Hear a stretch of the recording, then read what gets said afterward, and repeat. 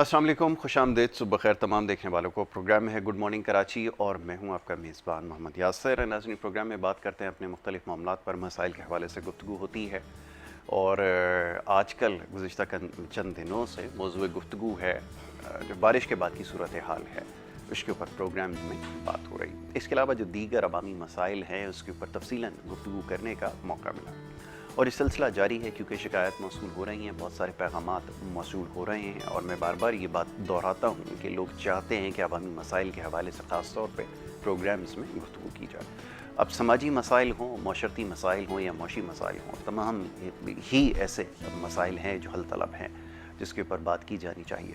और गुज़िश्ता चंद दिनों से बात हो रही है कि ये ज़िम्मेदारी आखिर है किसकी, क्योंकि जब भी ये सवाल किया जाता है कि इन मामलात को कौन ठीक करेगा, तो हर शख्स जो है वो इन तमाम मामलात से बरीउज़्ज़मा नज़र आता है।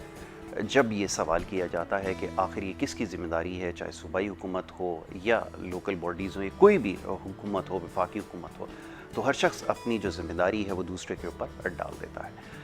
तो ये अवामी मसाइल जो हैं इनको कैसे हल किया जाए, साथ साथ दीगर और मामलात हैं जिसके ऊपर तफसीलन हमने अपने प्रोग्राम्स में गुफ्तगू की है, इसके ऊपर आज ख़ास तौर पर बात की जाएगी।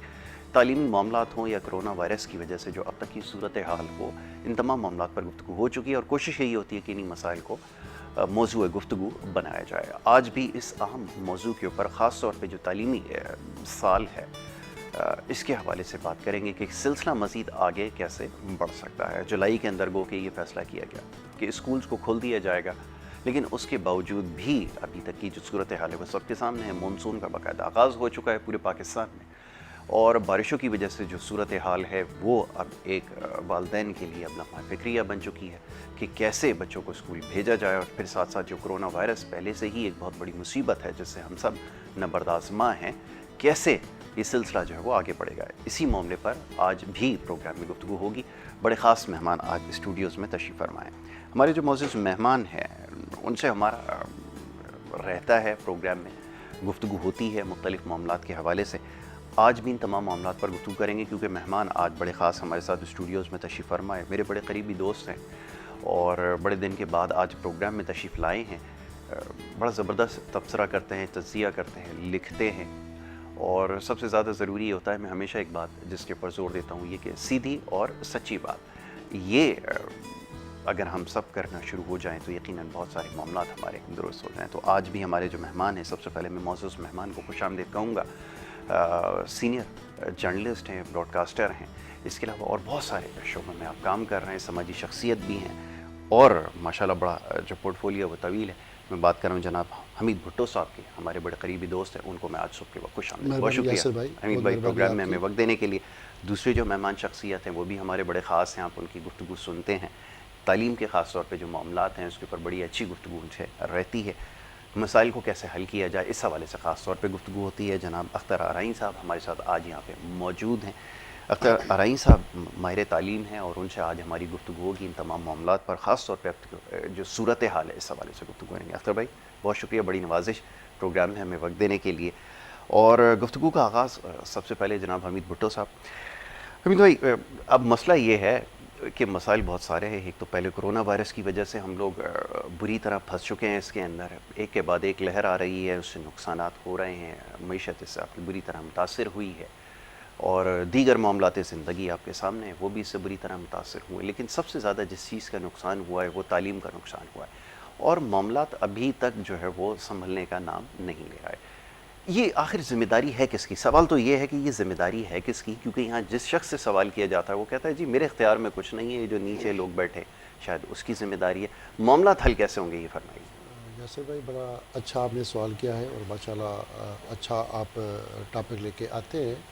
तालीम को हम हाथ से तबाह करते जा रहे हैं। ऐसा ही पहले भी हमारा जिस तरह तालीमी निज़ाम था, ख़ास करके सरकारी स्कूलों का, गवर्नमेंट का जो निज़ाम है उसको तो गवर्नमेंट ने अरबों रुपए खर्च करके करप्शन के भीड़ चढ़ा के और इस मुल्क की जो तालीम के साथ जो भी खिलवाड़ खेला जा रहा है वो किसी कोई ढकी छुपी बात नहीं है।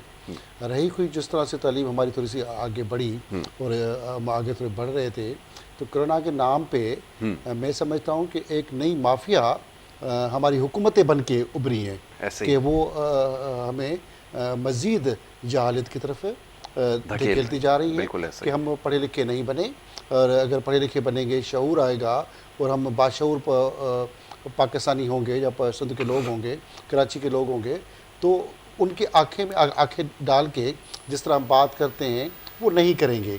तो हमें मज़ीद, मैं समझ रहा हूँ जैसे माजी में डाकुओं का राज ला के, डिक्टेटरशिप का राज ला के तालीमी इदारों के अंदर मुख्तलिफ माफियाज, गुंडों को और मुख्तलिफ किस्म के क्रिमिनल्स को ला के हमारा जो तालीमी निज़ाम तबाह किया गया, जिसमें हमारी जनरेशन से लेके बहुत सारी जनरेशन की एजुकेशन तबाह हो गई। वो पढ़ नहीं सकते थे क्योंकि यूनिवर्सिटी कॉलेज में जाते थे तो जूते खाते थे, लोग मारते थे, पीटते थे।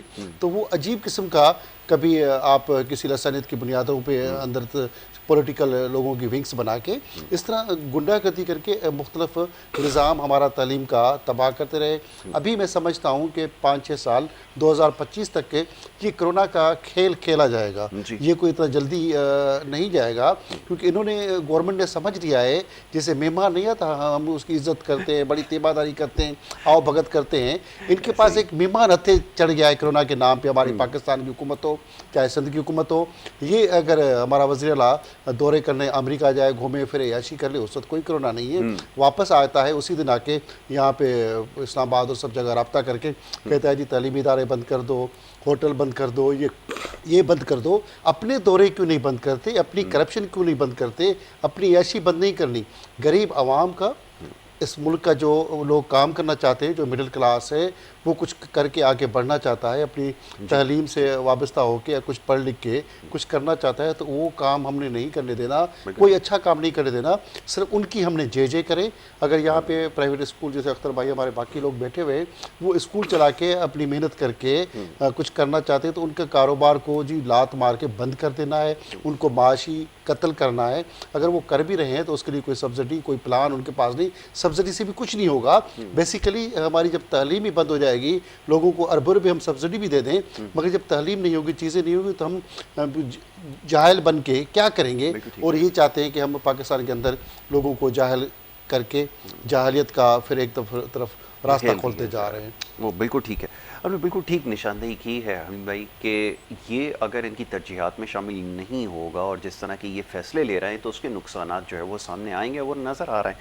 अख्तर भाई ये फरमाइएगा, जैसे हमीद भाई ने निशानदेही की, सारे ही मामलात की निशानदेही की, और ये भी बता दिया कि इसकी वजह क्या है, क्योंकि तरजीहात में शामिल नहीं है, इस वजह से जो एक कल्चर रहा है वो सबके सामने है, उसके नकाइस आज तक उसकी निशानदेही कर रहे हैं, लेकिन उसके हल के लिए कुछ नहीं किया गया। और ये भी साथ बड़ी खूब उन्होंने बात की है कि अब तो बज़ाहिर लगता है सही है को कोई एक मेहमान बन गया है कोरोना, जिसकी बड़ी आवभगत जो है वो की जा रही है। फरमाइए क्या कहेंगे। जी बिल्कुल, हमीद साहब का बहुत ज़्यादा एक्सपीरियंस है और मेरे भी मेंटोर हैं बेसिकली। तो इन्होंने तो खुल के, जिस हद तक खुल के बात की जा सकती थी मीडिया पे बैठ के, वो उन्होंने की है। और सच्ची बात यह है कि हमारे जो दुश्मन है ना, वो अपने दुश्मन हैं। हम जब कहते हैं कि बैरूनी ताकतें शायद कुछ, क्योंकि अवामुन नास सुन रही है, वो ये समझते हैं कि बाहर का कोई एजेंडा है। मैं ये समझता हूँ कि बाहर का एजेंडा है या नहीं, मैं नहीं समझता कि एजेंडा होगा। अगर है भी तो सबसे ज़्यादा बड़े दुश्मन तो हमारे अपने हैं, जो हमारे हुक्मरान हैं, जो हमारे प्यारे हैं, जिनको हमने लीडर बनाया है, जो पॉलिसी मेकर्स हैं, जो 74 साल से जो हमारे ऊपर हुक्मरान हैं। जब कायदे आज़म ने 74 साल पहले कराची ही शहर के अंदर एक स्पीच के अंदर एक बात की थी, education is the matter of life and death. जब उन्होंने एक जुमला बोल दिया था, कॉल बोल दिया था, तो हमें उसको फॉलो करना चाहिए। बिल्कुल ठीक है। क्या सिर्फ हम कायदे आज़म की तस्वीर की रिस्पेक्ट नोट पे देख के करते हैं? क्या ये कल्चर है हमारा?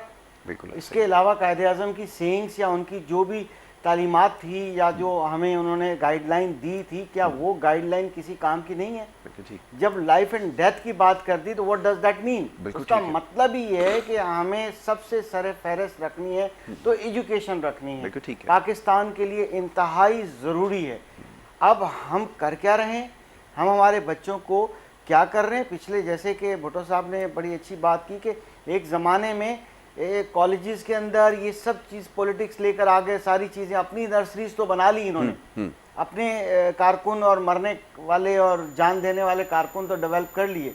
ये टिन एज ही बहुत ज़्यादा ख़राब होती है। अब आप देखिए कि आपने आवा का आवा बिगाड़ के रख दिया। अब आ गई वैक्सीनेशन की, जब 80% वैक्सीनेशन पूरे पाकिस्तान में टीचर्स की हो चुकी है, क्योंकि टीचर्स पढ़े लिखे थे, प्राइवेट स्कूलों ने कह दिया उनको कि भाई हम आपको सैलरीज कंटिन्यू शायद ना कर सकें क्योंकि कुछ डायरेक्शंस ऐसी मिल रही हैं, आपको वैक्सीनेट करना होगा। उन्होंने फर्स्ट डोज के हिसाब से, सेकेंड डोज भी हो गए हैं काफ़ी के, फर्स्ट डोज के हिसाब से परसों तक का डेटा है 80% पूरे पाकिस्तान में वैक्सीनेशन प्राइवेट सेक्टर के स्कूल और स्टाफ में हो चुकी है, कहीं 90% और कहीं 70% ऑन एवरेज। मगर अब बताइए कि स्कूल बंद क्यों किए जा रहे हैं, ये सबसे बड़ा सवाल है। अब सवाल ये है कि अगर तो टीचर वैक्सीनेटेड हो गए हैं, अब उनसे डर भी नहीं है, सबसे ज़्यादा अच्छे SOPs वॉक थ्रू गेट से, डिसइंफेक्शन से शुरू करके, जब बच्चा सब कुछ करके प्रोसेस, हैंड वॉश और सारी चीज़ें होती हैं, उसके बाद जब वो वापस जाने लगता है फिर दोबारा डिसइंफेक्शन होती है कि वहाँ से वो चीज़ ना कैरी करे। ठीक है। अब आप बताइए कि अब आपको क्या प्रॉब्लम है। अगर तो आप समझते हैं कि जी बच्चे बीमार होंगे, अफेक्टिव हो जाएंगे, तो मुझे ये बताइए कि सबसे पहले तो बच्चों को वैक्सीनेशन होनी चाहिए। बिल्कुल ठीक है, क्योंकि बच्चों को तो आपने कुछ पिला के और कुछ करके जो है ना, कुछ एनवायरनमेंट में ऐसा उसका ब्रेन वॉश कर दिया है पहले से कि वो तो आपके वो करने वाले हो गए। मैं क्या बताऊं यहाँ बैठ के। अब आपको प्रॉब्लम है तो हमसे है। उस्ताद की इज्जत जो एक पैसा बची हुई थी ना उस वक्त वो भी ख़त्म कर दी।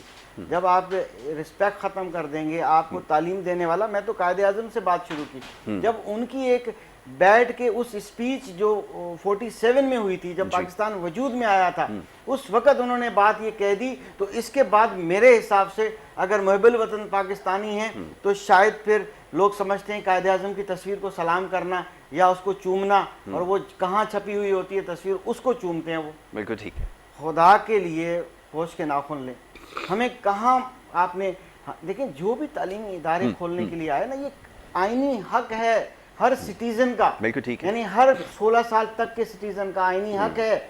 आप कौन कौन से आईनी हक दे रहे हो? बिल्कुल ठीक है। कुछ भी नहीं कर रहे हो आप करने की नीयत नहीं है। अगर नीयत होती है ना, अब तक पिछले 1 साल के अंदर, चलो 1.5 साल नहीं, 1 साल के अंदर आप पूरा स्ट्रक्चर जो है ऑनलाइन टीचिंग का, कर सकते टीचिंग का डेवलप कर सकते थे। बिल्कुल ठीक है। 1.5 साल में 2 बजट गुजर गई सर, 2 बजट गुजर गई। क्या पैसा रखा अगली बजट में आपने?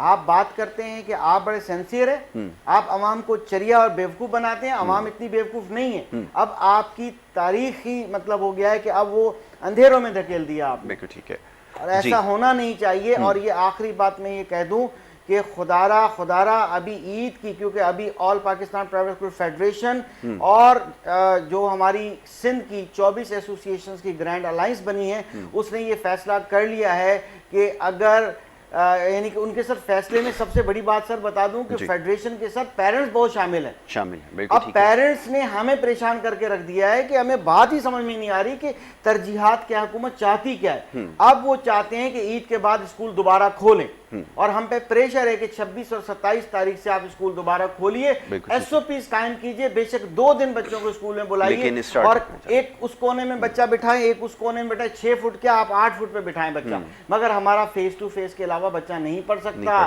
बिल्कुल ठीक है, ठीक है। डॉक्टर साहब ये बताइएगा, अब ये कोरोना वायरस का क्या मसला है, ये समझना अब लोगों के लिए बड़ा मुश्किल है, कायल करना बड़ा मुश्किल हो गया। पहले तो यहाँ बात कोई समझाना बड़ा मुश्किल हो जाता है कि वैक्सीनेशन की अहमियत क्या है, ज़रूरत क्या है, और फिर जो कुछ होता रहा है वो आपके सामने है। अब ये है कि पूरी दुनिया में, क्योंकि ये सिलसिला तो जैसा भी आपने बिल्कुल दुरुस्त फरमाया कि आपको दूर जाता नज़र आ रहा है मामला, लेकिन आपको अपने मामलाते ज़िंदगी तो आगे लेकर चलना है। लेकिन यहाँ तो ये फैसला होता है कि कोई भी बात होती है, सबसे आसान रास्ता लॉकडाउन का जो है वो नज़र आता है। वो कभी स्कूल बंद कर दिए जाते हैं, कभी कुछ बंद कर दिया जाता है। अब क्या मज़ीद इन तमाम चीज़ों के मुतामिल हो सकते हैं? यासिर भाई, कोरोना वायरस तो हाथ से सारा कुछ फैलाया गया है। ये आलमी एजेंडा है जिस पे हम बहुत सारे ममालिक चल रहे हैं और चलते रहेंगे जल्दी। जैसे मैंने पहले भी कहा कि हम इससे जान नहीं छुड़ाएंगे। अब चौथी जो लहर आ रही है वो 15 सितंबर के बाद आनी है। हम एहतियाती तदबीर के नाम पे उससे पहले से ही इस्तेमाल कर रहे हैं कि जी सब कुछ बंद कर दो, क्योंकि हम इस्तेमाल करने वाले लोग हैं, क्योंकि ये आदी हैं अपना इस्तेमाल कराने का। सियासतदान हमारे वो जो मिनिस्टर बनते हैं, जो भी CM प्राइम मिनिस्टर, वो अपना इस्तेमाल जैसे कराते हैं, तो ऐसे ही अभी कोरोना का भी इस्तेमाल हो रहा है, क्योंकि उससे इनको पैसे मिलते हैं, फंड्स मिलते हैं, और वैक्सीन के नाम पे जिस तरह की चीज़ें मिल रही हैं, ये भी किसी से ढकी छुपी नहीं है। अब आपकी सिम बंद कर देंगे, गाड़ी में सफ़र करना बंद कर देंगे, वैक्सीन लगवा दे जी हम चले, आके बंद करके जी बिस्मिल्लाह वैक्सीन भी लगा ली, सब ने लगा ली। जैसे अख्तर भाई ने कहा जी 80% लोग वैक्सीन लगा चुके, अब ये वैक्सीन भी लग गई, उसके बाद और मज़ीद वैक्सीन भी आती रहेंगी, मज़ीद हमें कतरे भी पिलाए जाएंगे, जैसे बच्चों को पिलाते थे ऐसे और भी कतरे पिलाए जाएंगे, बच्चों को भी पिलाए जाएंगे। चलो हम पीते जाएंगे, जैसे अख्तर भाई ने कहा जी मौसम से बच्चों को तो कतरों के अंदर क्या क्या पिलाया गया वो भी हमने पी लिए, उनका जहन किस तरह ब्रेन वाश हुआ, जिस तरफ अख्तर भाई का इशारा है, तो ये सब कुछ चलो हमने आंखें बंद करके करते गए, क्योंकि हम तो जी बिस्मिल्लाह करने के आदी हो गए हैं। आओ जी जो करो, तो बादशाह का वो पुराना एक किस्सा नहीं था कि एक बादशाह था कि वो बड़ा अमन था मुल्क के अंदर, तो किसी ने को कहा जी अमन है, लोग तो कोई बात ही नहीं करते, शोर नहीं करते। वजीर ने कहा जी इसके ऊपर टैक्स लगा दो, चलो जी लगा दी, फिर जी टैक्स लगी, लोग खामोश थे, मज़ीद टैक्स लगा दीजिए, तब भी खामोश थे, और टैक्सों के ऊपर टैक्स लगाते गए, खामोश थे। वो एक रास्ते से गुजरने का रास्ता था, वहाँ से आते थे, पुरानी एक लतीफ़ा है कि वो आते थे कि जी वहाँ पे भी उनको ऊपर टैक्स लग गई, जूता भी तो लगता फिर था और टैक्स आखिर भी में देते थे। जूता भी लगा, फिर वो पैसे भी देते थे, एक पैसा। तो लोगों ने आके और कुछ नहीं कहा कि जी आपके जो जूता मारने वाले लोग हैं वो बढ़ा दें, तो मेरा वो ये नहीं कहते कि जिसको खात्मा करें, इनकलाब लाएं। अभी तरफ हम उस तरफ नहीं जा रहे कि जी ये सब कुछ बंद कर दें। अगर पूरा पाकिस्तान का अवाम खड़ा हो जाए कि जी हमें ये कोरोना और आपकी जो SOPs है बहुत हो गई, ये बहुत टोपिया ड्रामे हो गए, जिस तरह आप कर रहे हैं, हम एहतियात करना हमारा फ़र्ज़ है। कोरोना को हम वबा समझ रहे हैं, ऐसा नहीं कि उसको मजाक नहीं समझ रहे, एक वायरस है, हमने उसके निपटना है, उसके साथ जंग करनी है, मगर अपने कारोबार बाकी चीज़ें बंद करने का कोई फ़ायदा नहीं। एजुकेशन जैसे बात कर रहे हैं अख्तर भाई के, ऑनलाइन पाकिस्तान के अंदर बच्चों के पास वो सहूलियात नहीं है, वो हमारी ट्रेनिंग्स नहीं है, तरबियत नहीं है, उस तरह से वो लोग बच्चे नहीं पढ़ पाएंगे। नामुमकिन है, अगर हम 10% बच्चे भी पाकिस्तान के नहीं पढ़ सकते, चाहे प्राइवेट स्कूल हो चाहे सरकारी स्कूल हो, मुमकिन नहीं है। तो ये माशरे के अंदर हम बिगाड़ कर रहे हैं, ऑनलाइन के थ्रू हो नहीं पाएगा। फेस टू फेस बच्चों को पढ़ाना चाहिए, और बच्चों के अंदर उस तरह में नहीं समझ रहा है कि कोई वायरस ने कोई हमला किया है। एहतियात करना अच्छी बात है, मगर जिस तरह हम सब कुछ बंद करते जाएंगे ये कोई हल नहीं है। और हम कोरोना के हवाले से जितना भी लोगों में शऊर डालेंगे या जिस तरह जो भी ये करेंगे, अभी लोगों का इनके ऊपर, हमारे हुक्मरानों के ऊपर ट्रस्ट भी ख़त्म हो चुका है, क्योंकि इन्होंने अपना ट्रस्ट झूठ बोल के, करप्शन करके, बेईमानी करके खुद अपना एतमाद खो बैठे हैं। चाहे हमारी पाकिस्तान गवर्नमेंट हो या हमारे चारों सूबों की हुकूमतें हों, मैं समझता हूँ झूठ का एक बड़ा परंदा लेके ये आते हैं, और हम लोग सब मजबूर हैं कि जी हमारे हुक्मरान हैं, मगर बदकिस्मती से हम इन लोगों को खुद ही जितवाते हैं। उनके मीठे और नमूनेबाज किस्म के जो रंग बरंग किस्म के नमूने होते हैं, उनसे हम लोग बड़े मुतासर होते हैं, और इनकी जिस तरह हम आओ भगत करते हैं, मगर मैं समझता हूँ कि आओ भगत की बजाय आने वाली इलेक्शन में हम उनके सामने खड़े हो जाएं और ऐसे हार पहनाएं जिनसे खुद उनको शर्म आनी चाहिए। बिल्कुल ठीक है, बहुत अच्छी बात है। बिल्कुल हमीद भाई ने बिल्कुल तमाम चीज़ों की निशानदेही ठीक की है कि तमाम मामलात की वजह शायद हम खुद भी हैं, और अगर ऐसे लोगों को इस तरह के अगर हम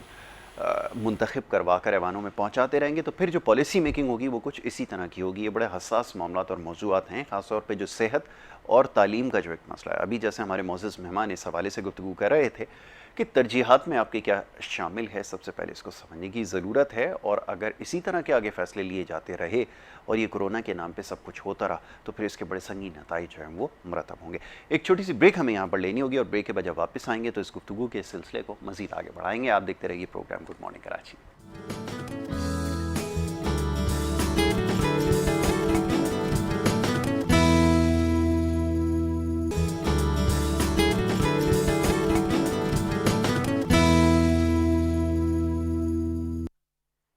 प्रोग्राम में आपको एक दफ़ा फिर खुश आमदेद कहेंगे। ब्रेक पे जाने से पहले गुफ्तगू जारी थी, बात हो रही थी कुछ मसाइल के हवाले से, और ख़ास तौर पे जो कोरोना वायरस की वजह से अब तक की सूरत हाल है इसके ऊपर हमने तफसीलन गुफ्तगू की है। मामलात को मज़ीद आगे लेके जाएंगे और बात करेंगे कुछ तालीम के हवाले से ही।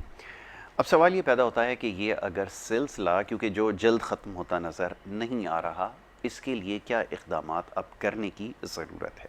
वो तमाम चीज़ें हम करके देख चुके हैं जिनको पूरी दुनिया में जो तरीक़ाकार इस्तेमाल किया गया, लॉकडाउन का तरीक़ाकार इस्तेमाल किया गया, और इस तरह दीगर मामलात रहे, हमने भी उन चीज़ों को अडॉप्ट किया और किसी हद तक इसमें हमें खुदा का शुक्र है कि कामयाबी भी मिली है। लेकिन अब सवाल ये पैदा होता है कि जो बड़े ममालिक हैं वहाँ पर वैक्सीनेशन के बाद जो सूरत हाल है वो ये कि मामलात ज़िंदगी आहिस्ता आहिस्ता बहाल होना शुरू हुए और अब मुकम्मल तौर पर जो है वहाँ के मामला जो हैं वो बहाल हो चुके हैं। लेकिन वैक्सीनेशन का जो एक मरहला था वो उन्होंने मुकम्मल किया और उसके बाद फिर तमाम चीज़ें आगे लेके गए। लेकिन हमारे यहाँ सूरत हाल अभी भी वैसी ही नज़र आ रही है। वैक्सीनेशन का गो के अमल शुरू हो चुका है, बड़ी तेज़ी से मरहला आगे बढ़ता जा रहा है और ये एक अच्छी बात है। वैक्सीनेशन जल्द से जल्द मुकम्मल होनी चाहिए, लेकिन साथ साथ जो हमारे यहाँ फ़ैसले किए जा रहे हैं उसके ऊपर खासी तनकीद अब हो रही है। उसकी वजह यह है कि इससे पहले जो सूरत हाल रही है, पहली वेव, उसके बाद दूसरी और फिर तीसरी, मामलात को किस तरह हैंडल किया जा रहा है ये सबसे ज़्यादा ज़रूरी है और यही हमारे लिए एक असली मौजू है जिसके ऊपर हम बात करें। अख्तर अराइन साहब यहाँ पे तशरीफ़ फरमाएं। ब्रेक पे जाने से पहले उनसे गुफ्तगू हो रही थी, ये पहली वेव आ गई, आपके पास कोई रास्ता नहीं था, ज़ाहिर है मामलात हमारे और आपकी समझ से बाहर थे, तो लॉकडाउन का तरीक़ाकार इख्तियार किया गया। ठीक है, पूरी दुनिया में यही तरीका रहा। दूसरी वेव, तीसरी वेव मुकम्मल होने के साथ ही अब चौथी वेव का ख़दशा है। सवाल ये पैदा होता है कि अब आपको कोई हल निकालना होगा। ख्याल ये है कि दूसरी वेव तक आपको मामलात समझ आ जाने चाहिए थे। अभी तक मैं और आप बैठ के वही सारे मामलात, वही सारी बातें जो है वो दोहरा रहे हैं जो पहली वेव के वक्त थी कि आप ऑनलाइन एजुकेशन को किस तरह राइज करेंगे। गो के आपने उसका फ़ैसला किया, लेकिन आज तारीख़ तक साल डेढ़ गुजर जाने के बाद भी अभी तक नहीं पता कि उसका तरीक़ाकार क्या होगा। आप किस तरह इंटरनेट की फराहमी यकीनी बनाएंगे, ये गैजेट्स कैसे मुहैया करेंगे। मामला अभी भी वहीं अटका हुआ है। ये ज़रा फरमाइएगा कि आगे भी अगर सूरत हाल में कोई खुदा न खास्ता अगर बेहतरी नहीं आती तो क्या मामलात ऐसे ही चलेंगे? फरमाइए सर। ये हुकूमतों की नाअहली शो कर रही हैं। सीधी सीधी बात है कि ये नाअहल हुकूमतें हैं, चाहे फेडरल गवर्नमेंट हो चाहे सूबाई हुकूमतें हों। आप देखिए ना, बेवकूफ़ बनाया आवाम को कि जी हम लोग जी एक ऑनलाइन का एक कोई चीज़ इंट्रोड्यूस कर रहे हैं। यकीन कीजिएगा वो 1 घंटे तक जो है ना तमाम टीवी चैनल्स पे वो दिखाया जा रहा था सूबा सिंध के अंदर जब ये इन्होंने लॉन्च किया। इसी तरह से दूसरे सूबों में। बात ये है कि आप बेवकूफ़ मत बनाएं, सिर्फ आवाम को हर बात का पता है, आप अमली तौर पे करके दिखाएं। अब तो आपका भांडा फूट गया ना। अब आपने 1 साल में कुछ नहीं किया, 2 साल में कुछ नहीं किया, पहला सेशन के एग्जाम्स नहीं हुए, दूसरे सेशन के जो है आपने कहा ऑनलाइन पढ़ाएं, होम स्टडी होगी, क्लासेस सस्पेंड होंगी। बड़ी वर्डिंग लिखते हैं, क्लासेस नहीं कंडक्ट होंगी स्कूल के अंदर, बाकी पढ़ाई होगी। फिर बाकी कैसे पढ़ाई होगी वो भी आप बता दीजिए। अब एक नया तरीका इन्होंने निकाला है कि अब ये डेट दे देते हैं पहले कि अभी ये 17 तारीख से बंद होंगे स्कूल, ठीक है, जुलाई से, और हतमी डेट यानी खुलने की डेट नहीं देते। अब ये इन्होंने एक नई टेक्निक सीखी है। ये कॉन्स्टिट्यूशनल, ये कानूनी गलती है। ये मैं बता दूं, किसी सीएम के पास ये इख्तियार नहीं है कि वो एक डेट दे दे कि ये तालीमी इदारे बंद हैं, उसकी कोई आखिरी डेट ही नहीं है। यानी गैर महीना मुद्दत के लिए राइट नहीं है। उनको पूरी असेंबली में ये चीज़ लानी होती है, उसके बाद उससे पूछना, क्योंकि गैर महीना मुद्दत के लिए जो ऑर्डर देना होता है उसके लिए इनसे क्वेश्चन हो सकता है, पब्लिक क्वेश्चन कर सकती है कि आप 6 महीने के लिए बंद करने जा रहे हैं, 1 साल के लिए बंद करने जा रहे हैं, आप एक अभाम पैदा कर रहे हैं, उसके कितने लॉसेज होंगे, प्राइवेट सेक्टर को कितने लॉसेज होंगे, आप बिजनेसेस को कितने लॉसेज होंगे। आप गैर महीना मुद्दत के लिए बातें करते हैं, इस तरह से नहीं होना चाहिए। आप होश के नाखून ले। कानून आप देखें ना, आप फेडरल गवर्नमेंट ने कानून बनाया था अपने, यानी कि कानून तो बना दिया कि जो इलेक्शन की इस्लाहात की जा रही थी, अब दोबारा उसको रिव्यू कर रहे हैं, क्योंकि उसमें जो कानून का डिपार्टमेंट है, वजारत कानून से मशावरत नहीं की गई। यानी जिस मुल्क में फेडरल गवर्नमेंट या सूबाई हुकूमतें अपनी कानून की वजारत से मशावरत नहीं करती, लीगल ओपिनियन और ड्राफ्टिंग नहीं करती, तब जाके उसको गलती का बाद में एहसास होता है। तो खुदारा ऐसा काम मत कीजिए। यहाँ डायरेक्टरेट है, यकीन कीजिए, डायरेक्टरेट एक इस तरह का जाली नोटिस निकालते हैं। उसमें हालांकि कानून कहता है कि इसके ऊपर QR कोड होना चाहिए। QR कोड के बगैर कोई भी नोटिफिकेशन ऑथेंटिक नहीं है। सुप्रीम कोर्ट में चैलेंज हो सकता है, मगर ये क्या करते हैं कि सिंपल विदाउट आउटवर्ड नंबर भी नहीं लगाते। यानी कि तरीके हथकंडे देखे इनके काम करने के कि लोगों को बेवकूफ बनाया जा रहा है। आप बताइए, आपने सवाल किया ऑनलाइन, अभी तक क्या किया? अब प्राइवेट सेक्टर जो बेचारे ऑनलाइन करके बैठे हुए इंतजामात, अब आपने उनको भी गैर महीना मुद्दत के लिए बंद कर दिया, उनको भी कोई फंडिंग नहीं की, उनको भी कोई सपोर्ट नहीं की, उनको ऐसा माहौल ही पैदा नहीं किया। आप दूसरा साल पूरा कोविड, दूसरा सेशन, पूरा सेशन चला गया। सेशन की मार्च से अप्रैल, अप्रैल से मई और जून, अब अगस्त की डेट बढ़ाई थी कि अगस्त से शुरू करेंगे। अब आपने एक नया भाम क्रिएट कर दिया। इस साल के एग्जाम हुए या नहीं हुए, सेशन कंप्लीट हो गया, यानी कि 9-10 की बात अलग एग्जाम होते हैं, स्कूल एग्जाम अलग होते हैं। अब आपने जनाब जून में या जुलाई में हमने खत्म कर दिया सेशन, अब नया सेशन उसमें लिखा हुआ है, न्यू सेशन तब स्टार्ट होगा जब हम लोग मतलब करेंगे। अब पहले कहा था कि 1 अगस्त को होगा, अब इसका मतलब है ये सितंबर में चला गया, अक्टूबर में चला गया। अब नया सेशन कब होगा? गैर मुअय्यना मुद्दत के लिए बंद किए गए हैं। मैं इसीलिए कानून पे जोर दे रहा था कि आपने सेशन की ऐसी तैसी कर दी। अब बीच में जो बफर जोन है, जो बीच में 2-4 महीने आ जाएंगे, कौन 1 रुपया फीस देगा? नए सेशन में कहेगा सेशन ही नहीं है, बिल्कुल ऐसा ही, यानी आउट ऑफ सेशन हो गया। तो कवानीन के धज्जे उड़ाए जा रहे हैं, ऐसे गलत काम किए जा रहे हैं, तो बस इनको अब हारी पहनाने वाले रह गए हैं। मैं तो ये कहता हूं, क्योंकि हमारी अभी मैं बता दूं कि all Pakistan private school federation सिर्फ स्कूल्स प्राइवेट सेक्टर की नुमाइंदगी नहीं करती, वो पेरेंट्स की नुमाइंदगी करती है। वो हमेशा 7.5 करोड़ उन बच्चों की बात करती थी जो आउट ऑफ स्कूल कर दिए गए थे, जो पहले 2.5 लाख बच्चे आउट ऑफ स्कूल थे उनकी बात करती थी, जो बाद में लौटे नहीं, वापस 4 करोड़ बच्चा नहीं लौटा स्कूलों में, उनकी बात करती थी, वालिदैन के हक की बात करती थी, तालीम बहाली की बात करती थी और करती है इन तमाम चीज़ों की। इस वक्त पेरेंट्स डायरेक्ट फ़ोन कर रहे हैं कि ये हमारे साथ हो क्या रहा है। गैर मुअय्यना मुद्दत के लिए स्कूल बंद कर रहे हैं, सेशन इधर ख़त्म हो गया, नया सेशन कब स्टार्ट होगा, क्या करें, स्कूल भेजें ना भेजें, इस तरह की सूरत हाल है। तो अब आखिरी बात ये कि हमने तजवीज़ दे दी है कि सिंध के अंदर 26 तारीख से हम दोबारा स्कूल खोलेंगे। हम 17 को छुट्टियां तो दे रहे हैं ईद की, मगर 26 को हम दोबारा स्कूल खोलेंगे। हमारे कायद जो है all Pakistan private school federation के मोहतरम काशिम मिर्जा साहब, वो कल इस बात का ऐलान करेंगे और फिर दबंग तरीके से ऐलान करेंगे। फिर पेरेंट्स और प्राइवेट स्कूल, क्योंकि हमारे ऊपर प्रेशर है पेरेंट्स का, ठीक है ना, हमारे लिए नहीं है। जैसे गवर्नमेंट ने ताले लगा दिए, उनकी सैलियाँ तो चल रही है ना, हम भी चुप करके बंद कर लेंगे, मगर होगा क्या कि पेरेंट्स का इतना प्रेशर आ गया है कि अब सिविल सोसाइटी भी बाहर निकलने वाली है ईद के बाद, और प्राइवेट स्कूल्स भी निकलने वाले हैं, क्योंकि प्राइवेट स्कूल्स को आईनी हक नहीं मिलता उनके बच्चों को। 16 साल तक के बच्चों को वो अपनी पैसों से खुद पढ़ाते हैं, तो क्या हक पहुंचता है गवर्नमेंट का कि गैर मुअय्यना मुद्दत के लिए स्कूल बंद कर दिए? बहुत अच्छी बात है। हमीद भाई, ये फरमाइएगा, अभी जिन चीज़ों की निशानदेही अख्तर भाई ने की है, अब सोचने की बात यह है कि अब जैसे बारिश की वजह से जो सूरत हाल है आपके सामने, सारे मामला हैं, ये गुज़िश्ता सालों में भी यही मामला थे, बिजली की लोड शेडिंग, जगह जगह पानी खड़ा हो जाना है, सड़कें पहले मौजूद नहीं है। ये मसाइल हल करेगा कौन? ये चाहे तालीमी मामलात हों, बल्दियाती मसाइल हो, जिससे भी सवाल किया जाए उसके पास जवाब यही होता है कि जनाब मेरे पास इख्तियार नहीं है, या शायद कोई और अथॉरिटी इस जगह काम करती है, उसकी ये जिम्मेदारी है। ये हो क्या रहा है, ये तो फरमाइए। यासिर भाई, हो ये रहा है कि अख्तियारात गवर्नमेंट के पास है, सब डिपार्टमेंट के पास है, जिसके पास जो डिपार्टमेंट है, मगर वहाँ पे वो रोना रोते हैं कि जी मेरे पास अख्तियार नहीं, वो दूसरा का है, वो झूठ बोलते हैं। ठीक है। जैसे कराची का साहब का एक मेयर होता था कि जी मेरे पास कोई अख्तियार नहीं, और सारा दिन टोपी चलाता था, और अभी वही काम फिर आराम से हो रहे हैं, वही डिपार्टमेंट वही लोग हैं, काम हो रहे हैं, सिर्फ एक चेहरा तब्दील हुआ है। मगर वो भी इस तरह की वो जो झूठ बोलता था, ऐसे ही हमारे बहुत सारे वजीर भी झूठ बोल रहे हैं, सेक्रेटरी भी झूठ बोल रहे हैं, अफसर भी झूठ बोल रहे हैं। झूठ लोग एक दूसरे से सीख रहे हैं, और वो जो कहे जी मेरे पास अख्तियार नहीं, तो ये समझ रहे हैं झूठ बोल रहा है। अख्तियार उसके पास है, टोपियाँ करनी होती हैं हमारे, जिन और कोई सच नहीं बोल सकते, तो आखिर उनके पास है, मेरे पास अख्तियार नहीं।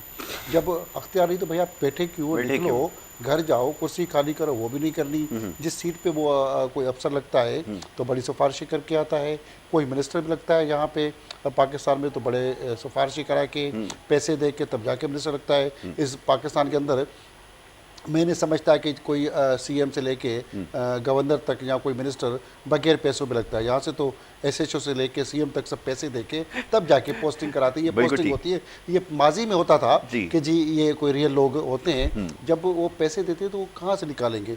तो फिर अख्तियारात का रोना रो के ये सब पैसे कमाने की फैक्ट्रियाँ बनते हैं, फिर आने वाली इलेक्शन के लिए वो अपने पैसे बनाते हैं कि जी हम अरबों रुपये बचा के रखेंगे, तो फिर लोगों को बांटेंगे थोड़े बहुत, जो भी इलाके के असर रसूख रखने वाले लोग हैं, किसी को गाड़ी दे दी, किसी को 10 लाख दे दिए, किसी को 5 लाख दे दिए। अब इलेक्शन करोड़ों और अरबों की गेम है, उसके लिए ये लोग पैसे कमाने आते हैं, अख्तियारात इनके पास है। हमें आपस में मिलके इत्तेहाद करके हमारी यूथ को और सब लोगों को मिलके इनके खिलाफ भरपूर किस्म की आवाज़ उठाने की ज़रूरत है। जैसे ऑनलाइन की बात की अभी अख्तर भाई ने, ऑनलाइन क्लासेस पर ऑनलाइन जो इम्तिहानात हुए उनके साथ ये खेल खेला गया कि जी इम्तिहानात में उन बच्चों के साथ जुल्म ये हुआ कि जी आपने चीटिंग की है, तो घर बैठे उन पे इल्ज़ाम लगाया कि उनको फेल कर दिया गया। तो ये कितना मुस्तकबिल हमने अपने लोगों का बर्बाद किया है, तबाह किया है, हम वो नहीं देख रहे। और लोग और वालिदैन और जो है मिलके, मैं समझ रहा हूँ कि इन सबको सुप्रीम कोर्ट और हाई कोर्ट में जाना चाहिए और फुल बेंच मैं समझ रहा हूँ कि उसके लिए सबको प्राइवेट स्कूल एसोसिएशन हो, पेरेंट्स और सब पाकिस्तान की मीडिया और सब लोगों को मिलके हमारे हुक्मरानों के ख़िलाफ़ जो कहती है अख्तियार नहीं, उनको सुप्रीम कोर्ट में जाके बैठ जाना चाहिए जी। ये बेअख्तियार लोगों को कम से कम घर पे भेज दें कि ये बेअख्तियार क्यों लोग बैठे, और जो हम बाख्तियार लोग हैं इस मुल्क और कौम के लिए कुछ कर रहे हैं, टैक्स भी दे रहे हैं, क्योंकि अपने वसाइल भी दे रहे हैं, पैसे भी दे रहे हैं, मगर हमें उसके बदले में एजुकेशन, हेल्थ और लोकल गवर्नमेंट की जो भी सहूलियात हैं वो हमें नहीं मिलती। और ये तीनों जब तक इदारे दुरुस्त या उनका किबला दुरुस्त नहीं करेंगे तो मैं समझता हूँ पाकिस्तान तरक्की नहीं करेगा। हमने जानबूझ के यूनियन काउंसिल से लेके लोकल गवर्नमेंट के सारे इदारों में अरबों रुपए की करप्शन में धकेला हुआ है और उसको अपनी सियासी मकसद के लिए इस्तेमाल करते हैं। जो भी पॉलिटिकल पार्टी लोकल गवर्नमेंट में आके उनका मिनिस्टर या एडमिनिस्ट्रेटर लगता है, उनका मकसद अपने लोगों को वहाँ पे कारकुनों को, सेक्टर इंचार्जों को और मुख्तलिफ जो लोग इस दुनिया में नहीं हैं उनके नारे मार के फ़िलहाल ज़िंदा है फ़िलहाल मुर्दा है के नाम पे हम सारी चीज़ें करके लोगों को बेवकूफ़ बना रहे हैं। अब लोगों को बेवकूफ़ बनाने के बजाय हमें अपनी एजुकेशन को, हेल्थ को और लोकल गवर्नमेंट को ठीक करना पड़ेगा और ये हमारे हुक्मरान को करना पड़ेगा।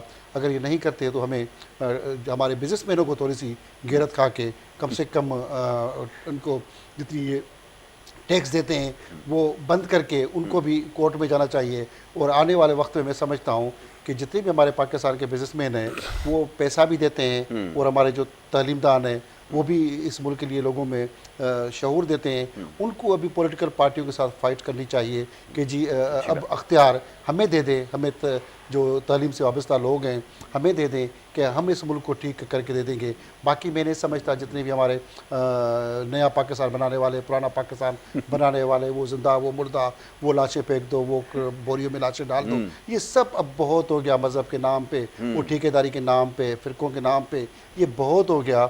अब मैं समझता हूँ एक बारी आने वाले वक्त में हमें अपने अच्छे तालीमदानों को और जो अच्छे बिजनेसमैन हैं उनको दे दें। और इसलिए हम पाकिस्तान एक्सेलेंस क्लब की तरफ से आने वाले वक्त में एक कॉन्फ्रेंस भी करेंगे और जितने भी स्टेक होल्डर हैं उनको बिठाएंगे कि जी अब अख्तियार कम से कम इन लोगों में मुंतकिल कीजिए। बहुत अच्छी बात है, बड़ी माकूल एडवाइस है। ये तो बड़े काम की बात हमीद भाई ने की है जिसकी अभी निशानदेही की गई कि आप उन लोगों को इख्तियार दें जो मामलात को समझते हों, चाहे तालीम के मामलात। अब हो ही रहा है, ना चाहते हुए ये बात जो वो कहनी पड़ती है कि मामलात वो चला रहे हैं। मिसाल के तौर पे शोबा तालीम से वाबस्ता जो लोग हैं, जो फ़ैसले कर रहे हैं, उनका तालीम से दूर दूर तक कोई वास्ता नहीं। अफसोस के साथ कहना पड़ता है, ये आपका राइज निज़ाम है। अगर स्टेक होल्डर अगर फ़ैसला करेंगे या फ़ैसला साजी में अगर एटलीस्ट अगर उनको शामिल कर लिया जाएगा तो शायद सूरत हाल बेहतर हो सकती है। जैसा भी इन्होंने बिज़नेस कम्युनिटी की निशानदेही की, उनको बड़ी भारी जिम्मेदारी है, टैक्सेस की अदायगी भी कर रहे हैं। उसके बावजूद अगर वो मसाइल हल ना होने का अगर हुनर रोएंगे तो इसका मतलब है कि फिर मसला हल नहीं होगा। इसका मतलब तो ये है कि फिर आपको आगे आना पड़ेगा और फिर बाकायदा इसके लिए जो वो एहतजाज करना पड़ेगा। क्या ये वाहिद हल है आपके ख्याल में? जी अख्तर। बिल्कुल, हमीद भुट्टो साहब का गुनागुन बहुत ज़्यादा 40 साल तजर्बा है और उन्होंने बहुत ही एक इम्पॉर्टेंट बात कह दी कि बाशऊर सिविल सोसाइटी को, मैं दूसरे अल्फाज में कह रहा हूँ, बाशऊर सिविल सोसाइटी को पावर्स जाने चाहिए। जो टैक्स पेयर है यहाँ का, जो ज़रा माश की दौलत जनरेट करता है, बिजनेस करता है, ठीक है, और उसके बाद जो इल्म की दौलत देता है, बाशऊर सिविल सोसाइटी को पावर आएगा तो बात बनेगी, फिर जाके कुछ बेहतरी आएगी। मगर इसमें टाइम ज़रूर लगेगा। मगर क्या ये लोग आने देंगे जो सिर्फ कायदे-आज़म पर नोट छपे हुए को चूमते हैं और उसी पे काम करते हैं, उसी की जो है ना कमरे भर के रखते हैं और बाहर जो है तिजोरियों में रख के आते हैं? ऐसे लोग क्या करेंगे? ऐसे गरीब आवाम को गरीब तरीन बना दिया, गरीब तर बना दिया। अब वो 2 वक्त की रोटी के लिए रोते हैं। बात यह है कि यहाँ कारखाने लगाने के बजाय जो है दस्तरखान लगाए जाते हैं ताकि सिर्फ इसको रोटी मिले। रोटी कमाने का तरीका न सिखाया जाए, कोई टेक्निकल एजुकेशन ना हो। जब आवाम को आप रोटी कमाने का तरीका नहीं सिखा रहे हैं बल्कि आप रुकावट डाल रहे हैं कि ना स्कूल सब चीज़ें बंद होंगी, तालीमी इदारे बंद होंगे, बिजनेस बंद होंगे, बिजनेस पे जो एक मजदूर काम करने जाता है वो कैसे करेगा। लिहाजा इस वक्त हमने फाइनल फैसला कर लिया है। उसकी वजह यह है कि पेरेंट्स ने हमें तालीमी इदारों को बोला है, ये फ़ोन्स आ रहे हैं, रिकॉर्ड है हमारे पास, कि हम ईद की छुट्टियों के बाद खुद आएंगे। अगर आप स्कूल नहीं खोलोगे गवर्नमेंट की रिट कायम करने के लिए तो हम आएंगे। ये वही बाशऊर सिविल सोसाइटी है जो अमित भुट्टो साहब ने कहा कि उनको पावर मिलना चाहिए, वो अपने पावर की एक्सरसाइज स्टार्ट करने वाले हैं। इसीलिए मैं कहता हूं कि हुकूमत को चाहिए खुदारा आप फैसला ऐसे कीजिए। आपने देखा कि पंजाब सूबे के अंदर हमारे काशिम मिर्ज़ा साहब ने ऐसी कैंपेन चलाई, वही पेरेंट्स की वजह से उन्होंने अब जो फैसला किया था पिछली दफ़ा 1 महीने की छुट्टियों देने का, उसमें उन्होंने कहा सिर्फ गवर्नमेंट स्कूल समर वेकेशंस करेंगे, प्राइवेट स्कूल अपनी मर्जी के मालिक हैं वो खोलेंगे। ये एक अचीवमेंट, एक छोटी अचीवमेंट नहीं है, ये सिंध में भी हो सकता है। आपके इदारे हैं, आप बंद कीजिए गवर्नमेंट के इदारे, आप कर सकते हैं, हमारा कोई ताल्लुक नहीं। मगर प्राइवेट इदारे पेरेंट्स के हैं, प्राइवेट इदारे उन लोगों के हैं जो अपनी मदद, आप अपनी फीस दे के 500, 1000, 1500, 2000, 5000 पढ़ाते हैं, उनका हक है। वो कहते हैं हम आके ताला खोलेंगे, ठीक है, हम खोलेंगे 26 तारीख को ताला और हमारे बच्चों को पढ़ाओ, क्योंकि हमें अभाव में डाल दिया। अब एक सेशन खत्म कर दिया और दूसरे का पता ही नहीं कब शुरू होगा, तो यानी कि फिर हम जाएं तो जाएं कहाँ, गैर हतमी डेट दे दी। तो इस वजह से कल हमारा ऐलान होने वाला है, उसके बाद फिर जो होगा वो पेरेंट्स की वजह से होगा, जो होगा सिविल सोसाइटी की वजह से होगा। सिविल सोसाइटी अपना पावर एक्सरसाइज करने जा रही है, इसीलिए बेहतर है कि फौरन एक डेट दे दीजिए ताकि आपकी इज्जत बची रहे और हम भी सुरखरू हों, हम जो है गवर्नमेंट की रेट कायम करने में आपका साथ दे सकें। बिल्कुल ठीक है, आपने वजह फरमाया। और बात यहाँ तालीम की हो रही है, ये सारी जो कोशिशें हो रही हैं या एहतजाज का भी जो तस्करा हुआ है वो इस वजह से है महज कि ये जो तालीमी साल है, ये जो नुकसानात हैं ये मज़ीद ना हो सकें और सिलसिला आगे जो है वो बढ़ सके। अब आखिरी चंद लम्हात हैं, थोड़ा सा मौजू को जो है वो चेंज किया जाए और थोड़ी सी बात हो जाए हमीद भाई से, क्योंकि आज मौका मिला बड़े दिन के बाद हमीद भाई की, क्योंकि तबीयत नासाज थी, तो आज उनको जो हमने ज़हमत दी है। ये पाकिस्तान एक्सलेंस क्लब के बारे में ज़रा सुनने वालों को पता चले ना कि ये क्या सिलसिला। हम और आप तो अख्तर भाई तो इससे बखूबी वाकिफ़ हैं और बल्कि शहर कराची में रहने वाले तमाम ही लोग इससे अच्छी तरह वाकिफ़ हैं, क्योंकि जो लोग नहीं जानते ये है क्या पाकिस्तान एक्सलेंस क्लब, और आप तो माशाल्लाह न्यूज़पेपर भी आ चुका है, इसके बारे में चाहूँगा थोड़ा सा हमें ज़रा बता दीजिए। पाकिस्तान एक्सलेंस क्लब जो इस वक्त काम कर रही है, 1 पॉइंट एजेंडा है हमारा कि पाकिस्तान के लिए जो लोग काम करते हैं उनकी पजीराई दे, उनकी हौसला अफजाई करें। पाकिस्तान में अंदर हम जैसे पहले भी हम बात कर रहे हैं कि बुरे लोग भी हैं, अच्छे लोग भी हैं, और बुरे लोगों को हम बुरा नहीं कहते, वो जाने, अल्लाह जाने, इदारे जाने, तहकीकाती इदारे जाने। पाकिस्तान के लिए जो भी इस मुल्क के लिए वाकई रियल कोई हीरो है, काम कर रहा है, हम चाहते हैं कि उनकी कम से कम वाह करें, उनके पीछे खड़े हो जाएं, उनके लिए कोई मसला हो तो हम उनके साथ खड़े हो जाएं। अगर अपने उनको मायूसी के दुब्बन से निकाल के एक जगह उनको अच्छे प्लेटफार्म पे खड़ा कर दें। ये कोई NGO वेलफेयर हमने नहीं बनाई, अपनी मदद आपके तहत जितने भी इसके मेंबर्स हैं, एग्जीक्यूटिव मेंबर हैं, अख्तर भाई उसके एग्जीक्यूटिव मेंबर भी हैं और एजुकेशन कमेटी के सदर भी हैं, और आप भी हमारे साथी हैं शुरू से। मकसद कि हमारे अंदर सिविल सोसाइटी के अंदर ऑफिसर्स अच्छा काम भी करते हैं, मगर ऑफिसरों के अंदर जो अच्छा काम करते थे, जो करप्शन नहीं करते थे, बेईमानी नहीं करते थे, चाहे वो पुलिस हो, ब्यूरोक्रेसी हो, उनके लिए वाह का कोई फोरम नहीं था। हमने उनकी वाह कर रहे हैं, उनकी बात कर रहे हैं। जैसे अभी मैंने बात किया कि बिजनेसमैन जो इस मुल्क के लिए रीढ़ की हड्डी है, पैसे वो देता है, टैक्स वो देता है, मुल्क वो चलाता है, चलाने के लिए उस खजाने पे आके डाका डालने के लिए कोई और आ जाता है। अभी एक्सीलेंस क्लब ये कर रही है कि उनको बाख्तियार करने के लिए इसी साल हम जैसे ही कोरोना ख़त्म होता है तो हम एक कॉन्फ्रेंस बुलाने जा रहे हैं और फाइट करने जा रहे हैं कि जी ये बाख्तियार लोग हैं, यही वज़ीर-ए-आज़म बनेंगे, यही गवर्नर बनेंगे, यही मिनिस्टर बनेंगे, और उन सारे बिजनेसमैनों को और उन सब कम्युनिटी को हम शऊर देने जा रहे हैं कि जी असल मालिक तो आप हैं, आप वही पैसा भी आप दो, और किसी के आगे आप हाथ जोड़ के यूँ खड़े हो, इस्तकबाल के लिए आप खड़े हो, वो बंदा कौन होता है जो जिसके आप मिनिस्टर बनता है तो आप उसके इस्तकबाल के लिए खड़े हो, उसकी वेलकम कर रहे हो। वो गवर्नर आ रहा है, जहाँ कोई सदर बनता है, कोई कपड़े का व्यापारी है, कोई धोबी है, कोई कहाँ से वो आके मिनिस्टर बनता है, जहाँ कोई एमपी बन जाता है, आप क्यों नहीं बनते? हम एक्सीलेंस क्लब, ये जो एक्सीलेंस है जो इस मुल्क के लिए अपनी जान कुर्बान कर रहे हैं, वो फिर उन्हीं लोगों को भत्ता भी दे रहा है। बिल्कुल ठीक है। पर्ची के नाम पे और चंदे के नाम पे, इस पे भाई आप इनसे जान छुड़ाएं, आपस में आप लोग मिलके इस मुल्क के लिए तरक्की के लिए काम करें। जब आप खुद किरदार अदा नहीं करेंगे तो आके ये कभी भी नहीं करेंगे। इनके हाथी के दांत दूसरे हैं। अब इन जो ब्यूरोक्रेसी के अंदर अच्छे अफसर हैं जो अच्छा काम कर रहे हैं, जो अभी रिटायर होते जा रहे हैं, उनको हम सब जमा करके उनको भी हम प्लान कर रहे हैं कि इक़्तिदार की तरफ ले आएँ कि जी आपने जिस तरह मुख्तलिफ हुक्मरानों को संभाला, चीज़ें की, बेहतर की, जो आपका तजुर्बा है, सीएम से लेकर सब कुछ ये चलाते हैं, उसमें जो अच्छे अफसर हैं उनको ज़्यादा तजुर्बा है और मुल्क चलाने के लिए वो ज़्यादा उनका जो तजुर्बा है, जो सफ़ेद बाल हुए इम्तिहान देख के जिस तरह है वो कर सकते हैं। हम एक अंगूठे छाप को एक गुंडागर्दी करते हुए किसी यूनिवर्सिटी कॉलेज में वो पॉलिटिकल वर्कर से गुंडा कर करके क्लेशन और पिस्टल लेके वो पढ़ता भी नहीं, और जिस तरह सर्टिफिकेट उनके पास है वो हमसे कोई ढुकी छुपी चीज़ें नहीं है। बहुत सारे मिनिस्टरों के भी हम ऐसे सर्टिफिकेट निकाल देंगे जिनको सिर्फ सर्टिफिकेट है, इम्तिहान किसी और ने दे दिए हैं, तो कोई हमसे वो सब चीज़ें अभी हम ओपन करके वाकई जो हमारे एक्सीलेंस लोग हैं उनको पाकिस्तान के अंदर सामने लाना चाहते हैं। और एक्सीलेंस क्लब को हमें कोई अपनी, जैसे मैंने कहा कि हम जो एग्जीक्यूटिव मेंबर है वो 1 लाख रुपया साल की फीस देता है, जिससे हम मिलते हैं, कोई किसी और की फंडिंग नहीं, आपस में हम खर्च करते हैं। अख्तर भाई सब जो हम आपस में थोड़ा थोड़ा खर्च करके इसको लेके चल रहे हैं, मकसद वही कि पजीराई, इस मुल्क की पजीराई।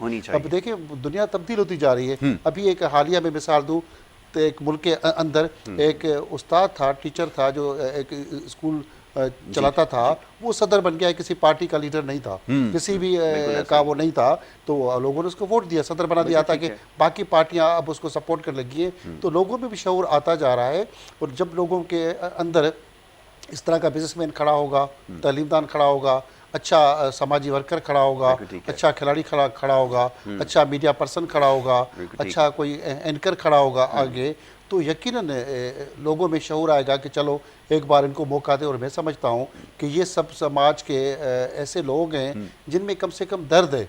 आपके अंदर जो भी सब टीवी पे बैठ के सब बात करते हैं, इनके अंदर दर्द है, तो दर्द की आवाज़ लोगों की रोज़ाना के बुनियादों पर लोगों को सुनाई जा रही है, लोगों का आवाज़ लोगों को रोज़ सुनाया जा रहा है। मगर वो जो बेदर्द लोग हैं जिनको पैसा चाहिए वो रोज़ सुनते भी हैं, मगर उनको कोई शर्म नाम की कोई चीज़ ही नहीं। वो एक कान से सुनते हैं, फिर कहते हैं ये तो हमारे खिलाफ प्रोपेगेंडा चलती है, ये हमारे खिलाफ ट्रायल चलता है, हम तो फरिश्ते हैं। और उनके फरिश्तों की एक दूसरे के ऊपर जिस तरह के इल्ज़ाम आते हैं, असम्बली के अंदर जिस तरह मारा मारी है, तो भाई जब आप इतने फरिश्ते हो तो क्यों असम्बली में बैठ के एक दूसरे को मार रहे हो, पीट रहे हो, एक दूसरे को चोर चोर कह रहे हो? तो क्यों कह रहे हो? आप फरिश्ते निकले जाके फरिश्तागिरी करें। इन फरिश्तों की कोई नेकी के काम भी हमें नज़र नहीं आते, इनकी तो सब हमें करप्शन नज़र आती है। अगर कोई इनके पास जॉब से नौकरी के लिए अच्छी कोई लड़की चली जाती है तो उस पर जिस तरह आंखें डाल के बैठे होते हैं, तो उनकी बुराई गंदी आँखों से लेके सारी चीज़ों का किसी से कोई ढकी छुपी चीज़ें नहीं है। तो हमें ऐसे गंद को निकाल के अब पाकिस्तान के अंदर एक नया माशरा क्रिएट करना है जो वाकई एक्सीलेंस लोग हों, एक्सीलेंस की तरह आएँ। और इस बार पाकिस्तान एक्सीलेंस अवार्ड हम 6 सितंबर को भी करने जा रहे हैं, और उसमें 25 के करीब कोई पाकिस्तान के अच्छे ऑफिसर्स हैं और 10 मीडिया के वाबस्ता लोग हैं जिनको भी अवार्ड देने। वाह जी वाह, चलें अल्लाह करे उसमें हमारा भी नाम जो है वो शामिल हो जाए। अख्तर भाई आखिरी अगर जुमला वक्त बिल्कुल मैं भी कुछ कहना चाहूँगा। देखें, सबसे पहले तो अफवाज पाकिस्तान को सलाम करूँगा कि कम अज़ कम हम महफूज हैं। हमारे बॉर्डर बड़ा जोर लगा लिया दुश्मनों ने, मगर हमें कुछ नहीं कर सके। बाकी हर जगह कहीं ना कहीं करप्शन कम या कहीं बहुत ज़्यादा है।